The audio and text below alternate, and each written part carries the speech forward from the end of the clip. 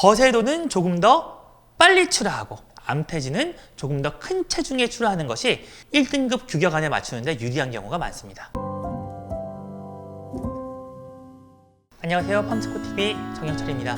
지난 시간에 출하 성적을 높이기 위한 기본적인 사육 환경 조성과 과체중돈 방지에 대해서 말씀드렸습니다. 과체중돈을 방지하는 방법을 말씀드렸으면 이제 저체중돈 방지하는 방법을 말씀드려야겠죠.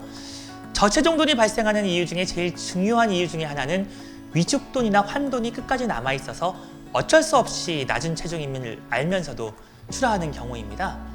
위축돈이나 환돈 같은 경우에는 마지막까지 키우더라도 제대로 못 자라는 경우가 많고 남아있어봤자 질병을 전파하게 되는 경우도 있기 때문에 끝까지 키우시는 것보다는 미리미리 판매하거나 도태시키시는 것이 농장의 수익과 성적을 위해서는 훨씬 더 좋은 방법입니다. 출하차 단위를 맞추거나 돈방 단위로 출하하기 위해서 작은 돼지임을 알면서도 출하하는 경우가 있습니다. 운임은 조금, 아주 조금 절약할 수 있을지 모르겠습니다만 이것 때문에 출하 등급이 떨어지는 것은 훨씬 더 큰 손실로 다가옵니다. 반드시 그럴 필요가 없음에도 불구하고 돼지 돈방에 몇 마리 안 남았으면 그냥 돈방 단위로 돼지를 치우기 위해서 남아있는 돼지들 한꺼번에 출하하는 경우도 많으세요. 그렇게 하지 마시고 돈방별로 몇 마리씩 작은 돼지들이 남아있으면 그 다음 출하 동군에 합류될 정도라고 판단이 되시는 경우에 그 돼지들을 합사시켜서 마지막까지도 정상적인 체중 1등급 이상을 받을 수 있는 체중으로 출하시키는 것이 필요합니다. 여기까지 관리를 하셨다면 지난 시간에 보신 것처럼 과체중 돼지 발생시키는 요인을 제거하였고 저체중 돼지를 발생시키는 요인을 제거하였기 때문에 출하 체중에 대해서만큼은 대부분 1등급 안에 규격 안에 들어오게 될 것입니다. 1등급 규격 안에 들어오게 만들었다고 하더라도 등지방이 너무 두껍거나 등지방이 너무 얇아서 1등급을 받게 되지 못하는 경우도 있죠. 이런 것까지 없애려면 어떤 전략을 세워야 될까요? 내 농장의 육종을 확인하고 통일하는 것입니다. 이 혈통증명서를 보면은 91년 검정 성적에 등지방 미리수도 나와 있습니다. 아마 우리나라 평균이 12mm에서 11mm 쪽으로 좀 약간 얇아지고 있습니다만 그 정도 사이가 지금 91년 검정 성적으로 나오고 있을 거예요. 그에 가까운 등지방으로 편성이 되어 있다면 마지막에 출하 체중을 맞췄을 때 등지방이 적정 범위에 들어오기가 훨씬 더 쉽습니다. 안타깝게도 같은 종돈장의 돼지라 하더라도 91년 검정 성적 등지방이 15mm를 훨씬 넘고 18mm까지 가는 경우도 있고요. 7mm, 8mm밖에 안 나오는 경우도 있습니다. 이것이 통일되지 않고 불규칙하게 분포되어 있다면 등지방이 두껍게 나오는 경우나 얇게 나오는 경우에 왜 그런지 판단하기가 매우 어렵습니다. 항상 도입하는 돼지의 등지방을 일정한 범위로 확인하고 도입하고 웅돈의 정액도 그 웅돈의 검정 성적을 확인해서 일정 범위의 등지방으로 확인하고 관리하는 것이 필요합니다. 장기적으로 성적을 높이기 위해서는 반드시 필요한 일입니다. 지난 시간에도 살짝 말씀드렸던 것인데요.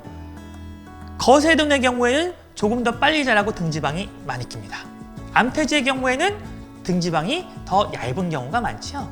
거세도는 조금 더 빨리 출하하고 암태지는 조금 더 큰 체중에 출하하는 것이 등지방까지 1등급 규격 안에 맞추는데 유리한 경우가 많습니다. 예를 들면 거세도는 113kg에 출하하고 암태지는 117kg에 출하하고 이렇게 하는 것처럼 말이죠. 도체중과 등지방의 상관관계를 암태지와 거세돈으로 구별해서 면밀히 분석한 다음에 구체적인 출하 전략을 세우는 것이 필요합니다. 암태지와 거세돈의 경우에는 분리해서 구분해서 사육하고 있다면 사양 관리 또한 다르게 할 수 있습니다. 꼭 암태지와 거세돼지뿐만 아니라 등지방이 두꺼운 경우에는 등지방이 별로 안 끼는 처음에 초기 성장을 빨리 해서 등지방이 별로 많이 안 끼는 때 몸을 최대한 많이 키운 다음에 성장을 시키는 것이 더 유리하고요. 비육 후기 등지방이 많이 끼는 시기에 에너지가 좀 낮은 수준인 비육돈 사료로 후기 처리를 하는 것이 등지방을 줄이는 데 도움이 되는 경우도 있습니다. 저희 팜스코 같은 경우에는 리더맥스 GT 밸런스라는 등지방을 비육 후기에 낮추기 위한 전문 제품 같은 경우도 있습니다. 이런 제품에 도움을 받는 것도 생각을 해보실 수 있겠습니다. 등지방이 얇은 경우, 이 경우에는 사양 관리를 어떻게 다르게 할 수 있을까요? 비육 후기까지 에너지가 높은 제품을 선택을 해서 등지방이 충분히 낄 수 있게끔 관리를 해주는 것이 도움이 될 수 있겠습니다. 추가로 한 가지 더 말씀드릴 것은 지용률을 높이기 위한 출하전 절식 이야기인데요. 지난 시간에 돈방마다 골라 빼기를 해도 상관없다고 말씀드렸는데, 선별을 해놨으면 그 돈방들에는 내일 출하될 돼지와 출하되지 않을 돼지가 각 돈방마다 5기에 남아있게 될 겁니다. 그 출하 선별이 끝난 다음에 절식을 하기 위해서 사료를 잠그면 어떻게 될까요? 다음날 오전에 출하될 때까지 아마 12시간이 조금 넘는 시간을 출하 선별된 돈방에 있는 돼지들이 모두 같이 밥을 굶게 될 겁니다. 전날 선별을 하고 사료를 잠갔다가 다음날 출하를 마무리한 다음에 사료를 열어주면 하루 저녁 굶었던 돼지들이 다시 사료를 왕성하게 섭취하면서 충분히 다시 잘 자라고 출하 일정에 전혀 지장이 없는 경우를 보실 수가 있을 겁니다. 출하전 절식이 반드시 계류 돈사나 계류 돈방이 있어야만 실천 가능한 것이 아니다 라는 것을 명심해 주시고, 지용률도 높일 수 있고 사료도 절약할 수 있는 방법이고 모든 농장이 동참해야 되는 것이라고 생각해 주시고, 출하전 절식까지 다 같이 함께 해주셔서 돼지고기의 품질을 더 높이는 방향으로 함께 나아갔으면 좋겠습니다.